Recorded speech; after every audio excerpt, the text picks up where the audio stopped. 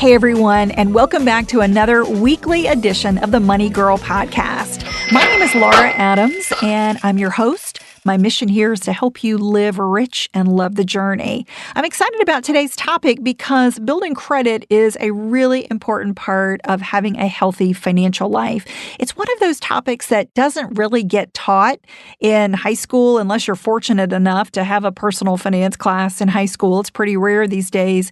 Even in college, as a finance major, it's not something that's taught. It's kind of like you have to learn it by trial and error, or you have to seek out the information by reading a book or listening to a podcast like this. The problem is there are many myths and misunderstandings about credit that can actually backfire and end up hurting your finances. So if you are interested in saving money, paying less for many different types of products and services, this show is for you. Building credit is not just about preparing for an upcoming purchase like getting a mortgage. It's really something you want to maintain over your entire life. So I hope you enjoy this episode. We're going to cover 12 myths, and these are not the only myths out there, but there are some big ones that I think we need to clarify. This is episode number 534, called 12 Credit Myths and Truths You Should Know.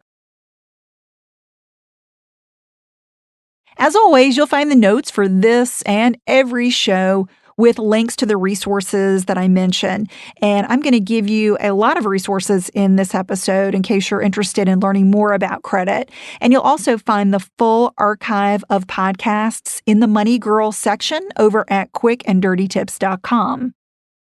So the first myth that we need to debunk is your personal information affects your credit.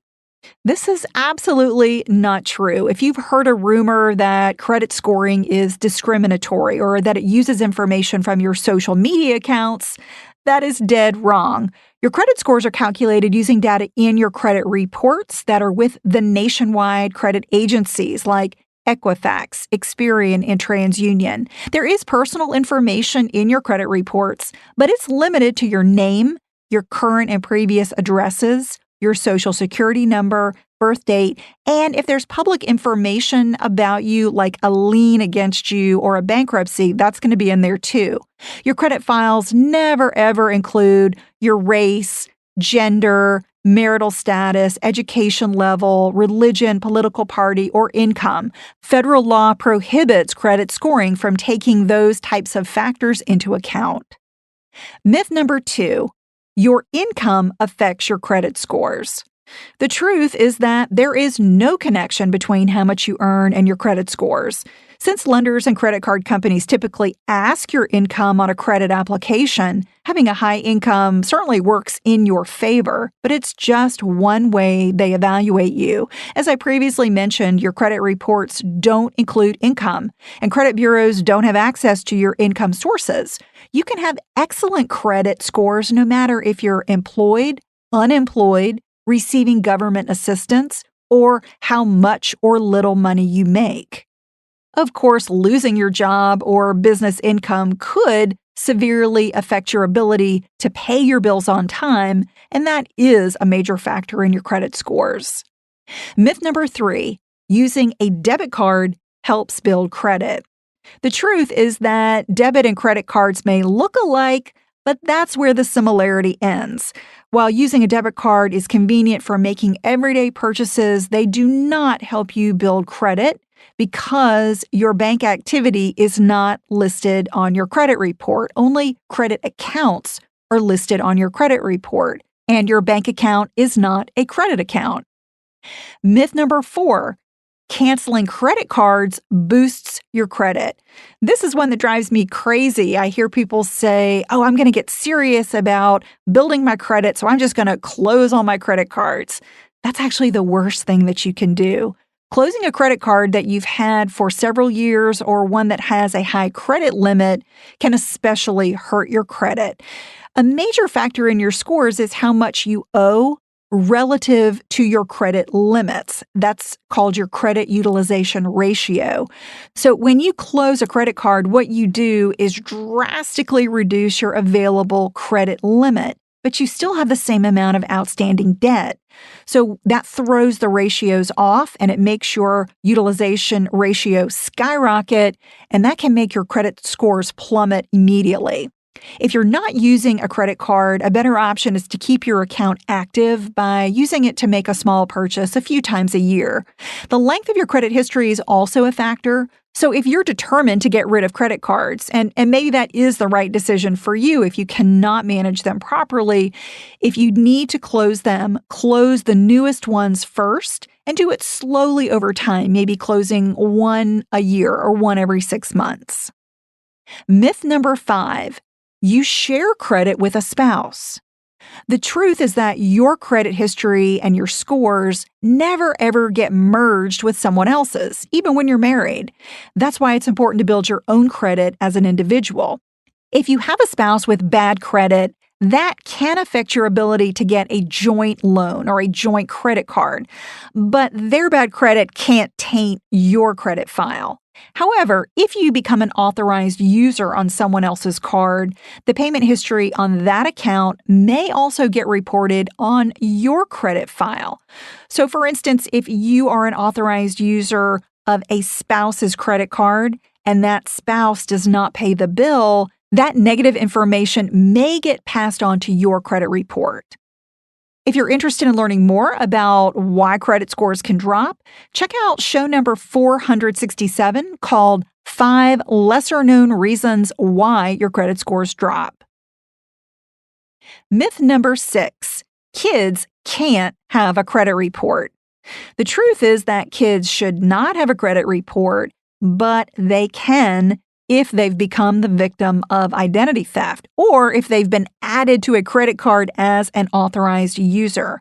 Parents should check by contacting each of the credit bureaus at least once a year to make sure there is no information in their child's name. If there is, that is definitely fraudulent, and you want to dispute that activity right away. Unfortunately, children are an easy target for cybercrime. So be sure to never give your children's social security numbers to any organization or person unless it's required. And if you must reveal it, ask if you can just share the last 4 digits. If you have a young child who is ready to start building credit, maybe they're in college, you might want to check out show number 437 called How to Build Credit with a Secured Credit Card. Those are great tools for young people. Okay, back to our myths. We're on number 7. You must carry credit card debt to build credit. Ooh, I hate this one. This is a terrible myth. The truth is that you never need to carry credit card debt to improve your credit. It's true that you must have credit accounts and use them to build credit. However, you can pay them off in full each month. That's the best strategy to use credit cards. You can avoid paying interest and build credit at the same time. If you do need to carry a balance from month to month, I don't recommend it, but if you do, you can also build a positive credit history if you just pay the minimum payment on time. So go ahead and use a credit card or 2. Just make sure that you pay it off every month. To learn more, you might want to check out podcast number 408 called How Many Credit Cards Should You Have for Good Credit? Myth number 8. You only need good credit if you plan to carry debt. Well, the truth is that your credit affects your finances even if you never borrow money. It's used as a tool to evaluate you and set rates for several different industries and products. For instance, if you've got black marks on your credit history, that could cause you to be turned down for a job. With your permission, a prospective or current employer can pull your credit report. They can't look at your credit scores, but they can see a portion of your credit report. Having bad credit can keep you from getting approved to rent an apartment or a home. It also means you may have to pay higher security deposits for things like power, cable, internet, and mobile phone accounts. Additionally, credit is a big factor in the rates that you're quoted for both auto insurance and home insurance in most states. So depending on where you live, having poor credit means that you could actually pay more than double what someone with excellent credit pays for the exact same insurance policy. If you want to learn more about this, check out The Truth About Credit and Insurance Rates. That's podcast number 415. Myth number 9, every bill you pay helps build credit. Unfortunately, not all the bills that you pay affect your credit scores, or maybe that's fortunately. For instance, payments to small companies, individuals, and local services, maybe for things like rent, pest control, or a storage unit, typically do not show up on your credit report. That's because the credit bureaus have pretty strict requirements about who can report consumer information to them. And in many cases, it's just not feasible for small businesses to do it.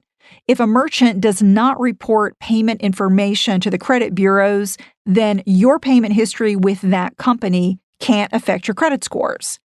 However, if you don't pay up and they turn your account over to a collections agency, that's another story. Collection companies typically do report information to the credit bureaus on accounts that they acquire. Myth number 10, checking your credit hurts your score. The truth is that pulling your own credit report never hurts your score. It's called a soft inquiry, and it does not ding your score no matter how often you request it. There are different inquiries called hard inquiries. These are the ones that are made by lenders or credit card companies when you apply for a new credit account. Those inquiries do reduce your credit scores slightly in the short term. So don't be shy about getting your credit reports. The official credit site is annualcreditreport.com.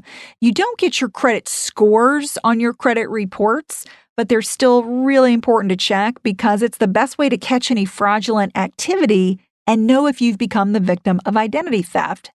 For more information on how to review your credit reports, monitor them, repair them, and build your credit, check out my Credit Score Survival Kit. It's a multimedia tutorial I created that includes a video, audio, and ebook that teaches you 3 smart and legitimate strategies to build excellent credit and where to go to get your credit scores for free. The kit is free. You can just text me to get it. Text the phrase credit score with no space to the number 33444. And you can also find it on my tools page at lauradadams.com. Myth number 11, you have one credit score. Well, the truth is that you have hundreds of credit scores. While some of them are more popular than others, like FICO and VantageScore, you may have heard of those. There are literally hundreds of credit scoring models in use.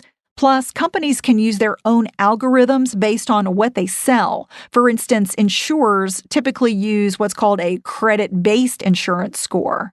Each scoring model is a little different. They use a different scale of numbers. Some of them even use letters to score you, which is why the actual score is not as important as whether your rating is trending up, flat, or trending down. So even if you hit the top of one score, you may not for others. What you want to watch is that your score is improving over time. And our last myth, number 12, closing a credit account erases its history. The truth is that closing a credit card or paying off a loan does not make it go away. It does not just disappear. So don't think that you can go unnoticed by simply canceling an account where you've made late payments or had it go to collections. All the information related to a credit account with negative information stays on your credit report for 7 years. If an account only has positive information, you get to keep it even longer. Any accounts with just positive information remains in your file for 10 years. I hope you've enjoyed learning about these myths. They're certainly not the only ones out there, but I thought 12 was a good number to bring you today. If you have a money question or suggestion for a future show topic, send me an email by using the contact page at lauradadams.com. And another great place to ask a question and interact with a really great group of people is my private Facebook group called Dominate Your Dollars. And one more thing before we go that I'd really like to help you with is getting out of debt. If you made a resolution to get out of debt this year or have a goal to do it, I really want to help you. I don't want you to miss my new online class called Get Out of Debt Fast, a proven plan to stay debt-free forever. It's a comprehensive class that you can take at your own pace. You get lifetime access to it, and it's really going to help you take control of your finances. You'll come away with a clear debt reduction plan to eliminate credit cards, student loans, medical bills, mortgages, or any debt that you owe, even if you don't have extra money to pay them off faster. To learn more and get an 85% off discount, just text DEBT COURSE, DEBTCOURSE, to that same number, 33444, and I'll send you an email that gives you 85% off. That brings the cost of the course under $30 for a limited time. Check it out, and I'll see you in class. That's all for now. I'll talk to you next week, courtesy of Money Girl, your guide to a richer life.